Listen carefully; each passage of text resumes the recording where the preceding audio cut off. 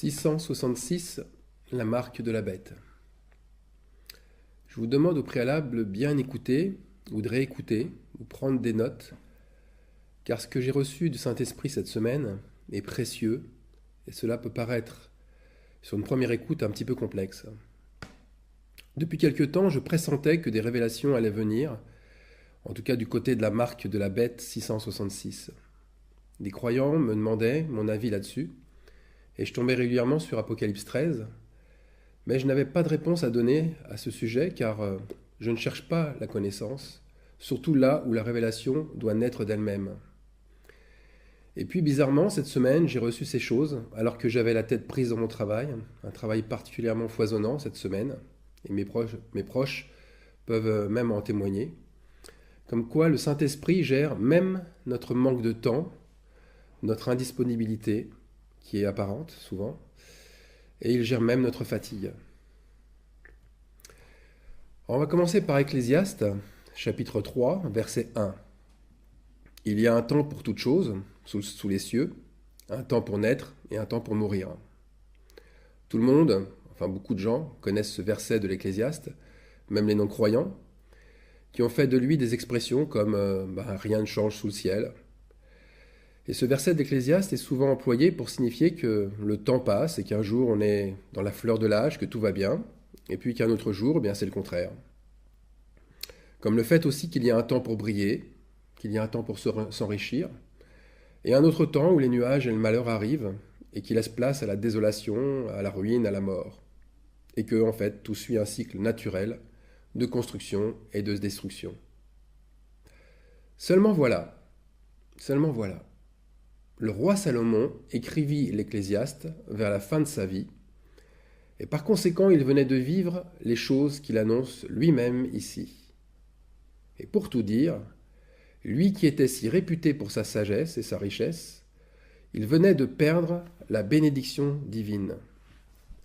D'où ce ton très pessimiste et persistant aussi du début à la fin de ce livre. Sa sagesse légendaire venait de se retourner contre lui, et son royaume si imposant est en train de lui filer sous les doigts. Alors que voulait-il dire, Salomon, avec cet autre verset d'Ecclésiaste 2, 26 ? Mais il donne aux pécheurs le soin de recueillir et d'amasser, afin de donner à celui qui est agréable à Dieu.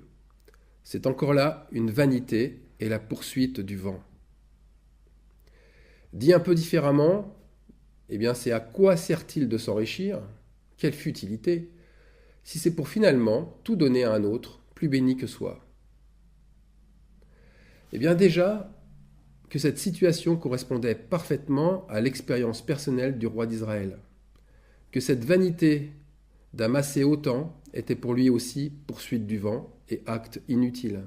Pire même, pire, que lui, le sage des sages, le roi d'Israël et de Jérusalem, il se trouvait devant la même situation qu'un simple pécheur, puisque tout son royaume allait être divisé et donné à un autre que lui, ou à un autre que sa famille. Il avait amassé pour quelqu'un d'autre, qui était, contrairement à lui, agréable à Dieu. C'est un terrible aveu d'échec que l'on peut lire à travers ces lignes pleines d'amertume et d'abattement du fils de David.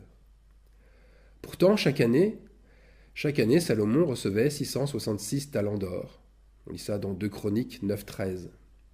Salomon, lui, qui était rempli de sagesse, au point qu'il était considéré comme le plus grand de tous les rois de la terre, par ses richesses et sa sagesse, au point que tout le monde cherchait à le voir pour entendre ses précieux conseils, et le combler en retour des plus grands présents, eh bien, ce grand roi d'Israël s'est retrouvé au même point que n'importe quel pécheur. Alors, est-ce que cela remet en question la notion de pécheur ? Qui est celui qui pêche ? Dans le cas de Salomon, nous pouvons remarquer que son amour pour l'argent, la sagesse et les honneurs, c'est-à-dire la gloire, ont été une occasion de chute, et que ces 3 choses ont été ses principales idoles. Comment sait-on que Salomon avait ces 3 péchés ? 1 Roi 9, 25 confirme que Salomon offrit 3 fois dans l'année des holocaustes et des sacrifices d'action de grâce sur l'autel qu'il avait bâti à l'Éternel. 3 fois. 3 fois, bien, peut-on en conclure alors qu'il a fêté les fêtes juives comme Moïse l'avait ordonné, 3 fois dans l'année? Eh bien, c'est une erreur de penser ainsi. Il a lui-même et pour lui-même fait ces 3 sacrifices, une fois pour chaque péché. Donc, c'est Salomon lui-même qui montre son désir de se laver et de se purifier de ses péchés, à la suite d'ailleurs, si on lit bien le contexte, du 2e avertissement du Seigneur, qui lui conjure de marcher en sincérité et en droiture de cœur, comme l'a fait son père David auparavant. Mais Salomon va manifester clairement son idolâtrie en construisant avec la maison de Dieu sa propre maison d'abord, mais aussi un grand trône d'ivoire couvert d'or pur. Et 2 Chroniques 9-20 nous précise qu'il ne s'est rien fait de pareil pour aucun royaume. Alors un pécheur, au fond, c'est qui? C'est un non-croyant, ou un croyant qui possède des idoles, c'est-à-dire un croyant qui s'est fabriqué des faux dieux, ou qui prend ceux des autres parce qu'ils ressemblent à ceux qu'il a dans son cœur. Pourtant, Salomon avait l'héritage. Il avait l'héritage spirituel, comme l'héritage humain de son père. Et son père, c'est pas rien. C'est le roi David. Il avait l'héritage du roi David. Mais malgré cet héritage, à sa 3e visite, Dieu vient lui dire qu'il s'est détourné de lui et qu'il sera retranché de son héritage. Tout ce qu'il a fait de bien dans sa vie servira à d'autres. Voilà ce qu'il va transmettre.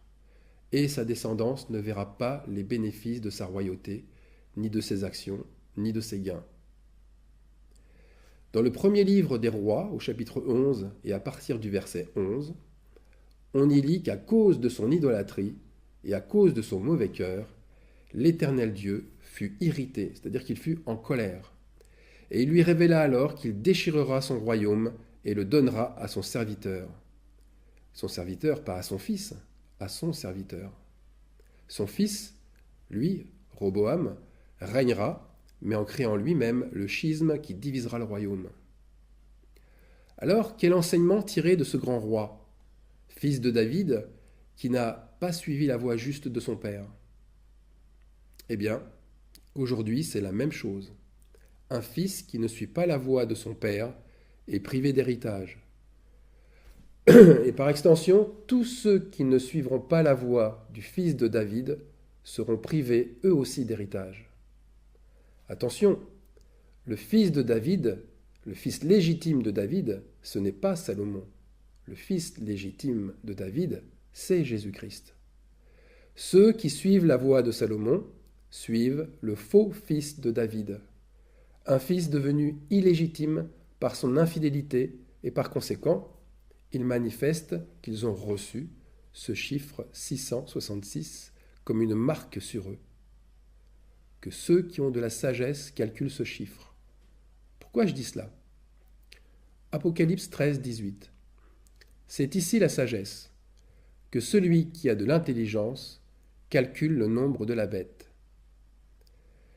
Ce verset commence par « C'est ici la sagesse ». L'apôtre Jean, en écrivant cela, donne un indice très important.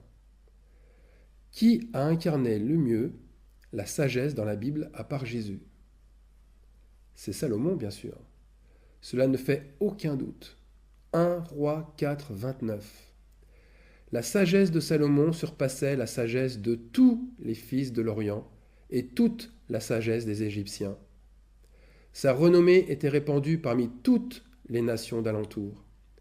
Il venait des gens de tous les peuples pour entendre la sagesse de Salomon, de la part de tous les rois de la terre qui avaient entendu parler de sa sagesse. Où trouver celui qui a de l'intelligence pour calculer le nombre de la bête? Ce sera toujours par Salomon. Ce sera toujours par son intermédiaire que l'on pourra le faire. Comment je sais ces choses? Par mon intelligence? Non. Je n'ai pas cette fausse prétention. Dieu vient de me les révéler par son esprit et il va me le confirmer par les Écritures. Revenons au nombre de la bête. La signification de ce chiffre se trouve curieusement aussi dans 2 Chroniques 9, verset 13. Rappelez-vous quand même qu'au passage, que la Bible s'interprète par elle-même et qu'il n'y a pas forcément à la mettre à la lumière de l'actualité, comme on essaye trop souvent de le faire. Alors revenons aux 666 talents d'or que Salomon recevait chaque année. Quelles indications cela nous donne-t-il de si important ? Eh bien, cette quantité d'or, si on lit attentivement le contexte, était perçue comme un impôt obligatoire, une espèce de taxe.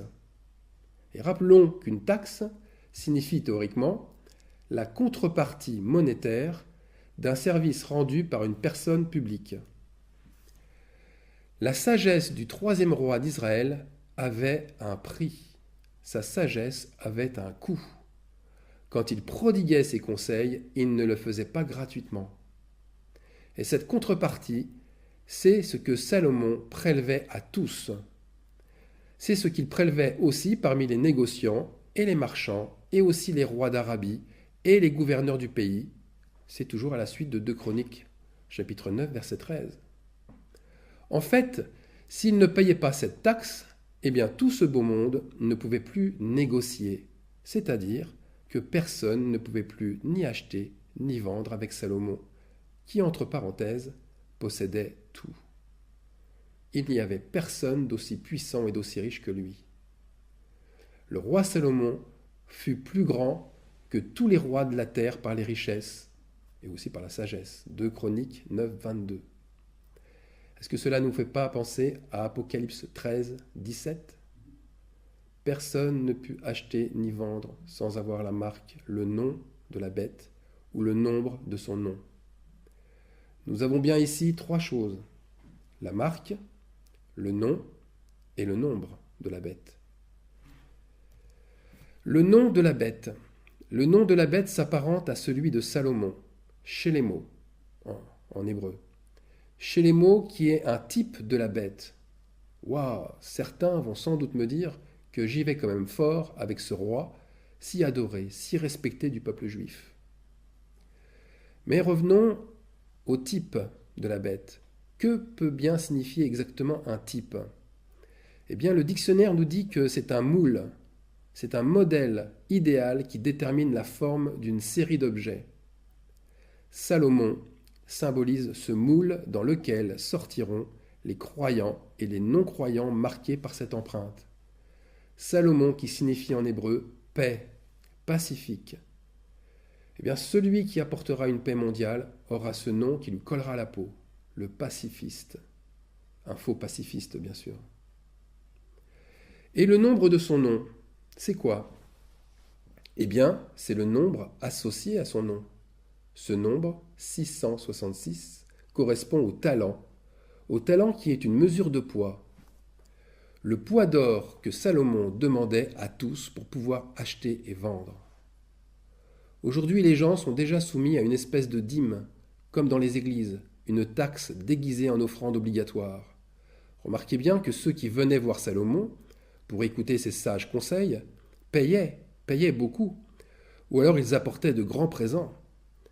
Si on prend l'exemple de la reine de Saba, elle avait une suite et de nombreux chameaux avec elle, portant une quantité énorme d'aromates, d'or et de pierres précieuses.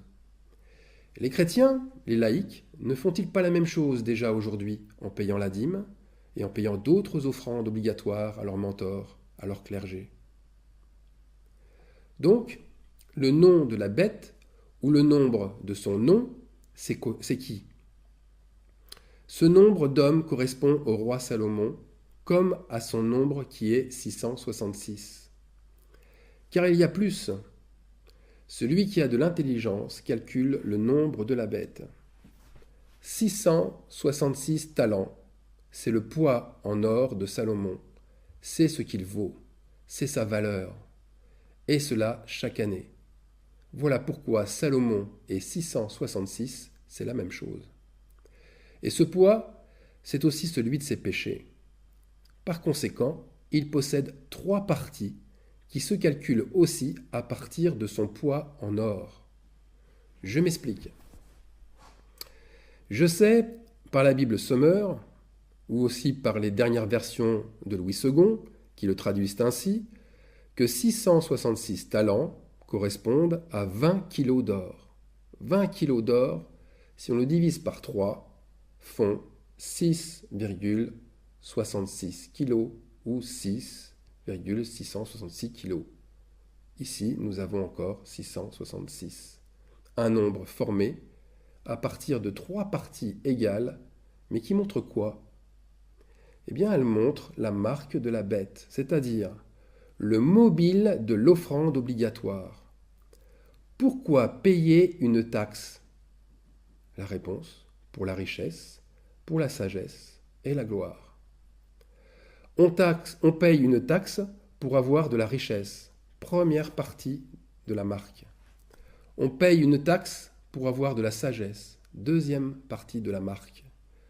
On paye une taxe pour avoir de la gloire, troisième partie de la marque.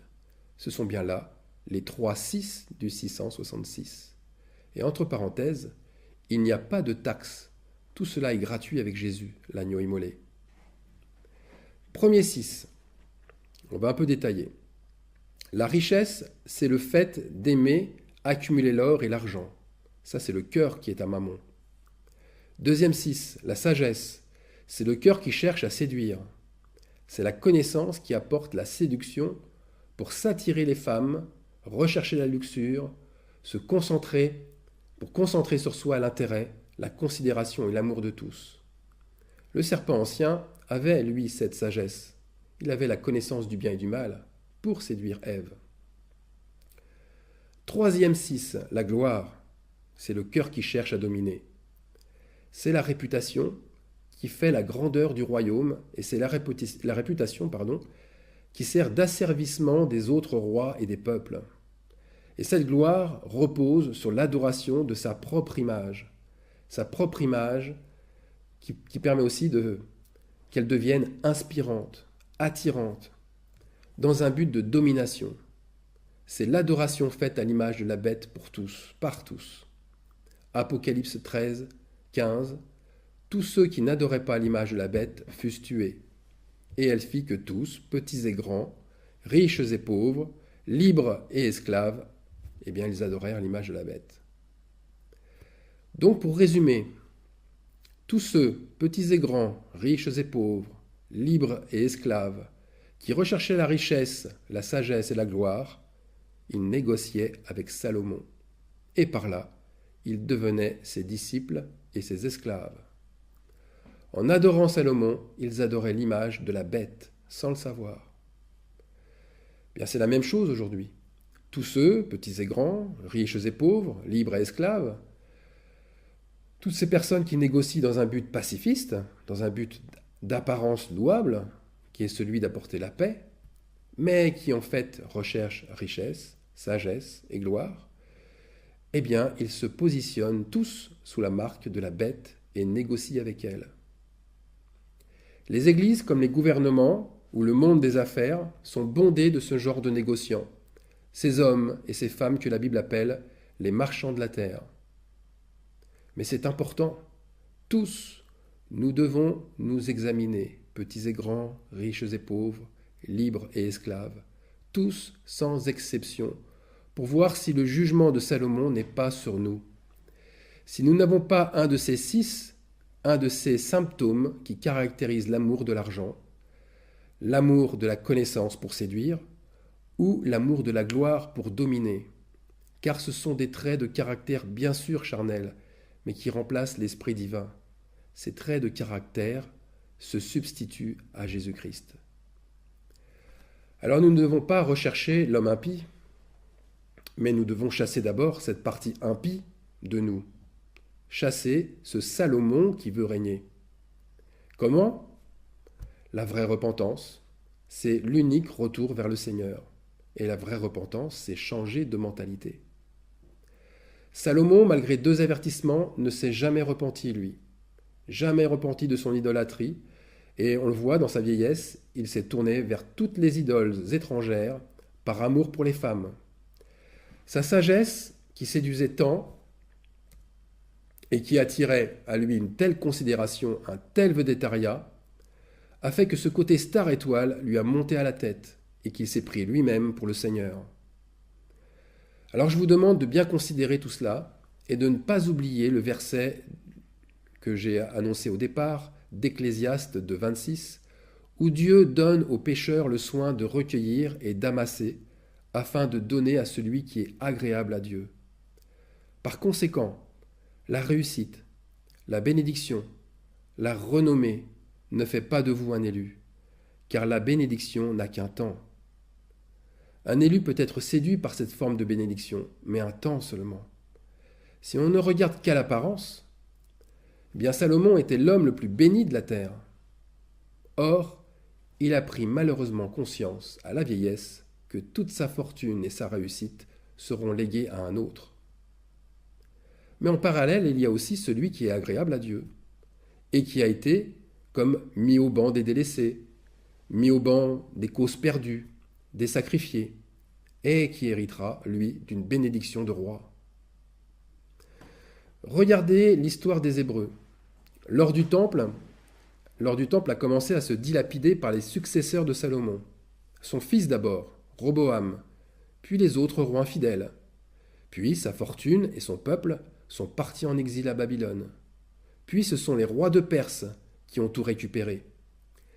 Il leur a fallu attendre de nombreuses générations d'Hébreux pour voir finalement un décret de l'empereur perse Cyrus, permettant, beaucoup plus tard à Néhémie, de récupérer le butin du temple de Salomon, de récupérer l'or et les ustensiles et de reconstruire le temple, et en ramenant le peuple hébreu en même temps de son exil. Alors plus tard c'est combien de temps? Combien de temps pensez-vous? Eh bien c'est environ 400 ans. Vous imaginez 400 ans, la durée des conséquences de la désobéissance du roi Salomon. Alors soyons encore zélés pour nous détacher de ce qui nous élève au-dessus des montagnes.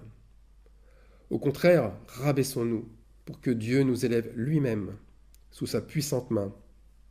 C'est à lui qu'appartient la richesse. C'est à lui qu'appartient richesse, sagesse et gloire. N'est-ce pas ce que crient beaucoup d'anges et les 24 anciens devant le trône de l'agneau immolé? Apocalypse 5, 12. Alors ne vous trompez pas de main puissante. Votre main, lorsqu'elle n'est pas soumise au Créateur, elle se retournera contre vous. Alors en parlant de main puissante, je n'ai pas fini avec le 666. Il y a aussi une marque sur le front et une marque sur la main qui identifie ceux qui aiment les richesses, la connaissance et la gloire. Mais cela fera l'objet d'une partie supplémentaire, donc d'une deuxième partie. Que le Seigneur Jésus-Christ vous parle et vous fortifie par ce message. Amen.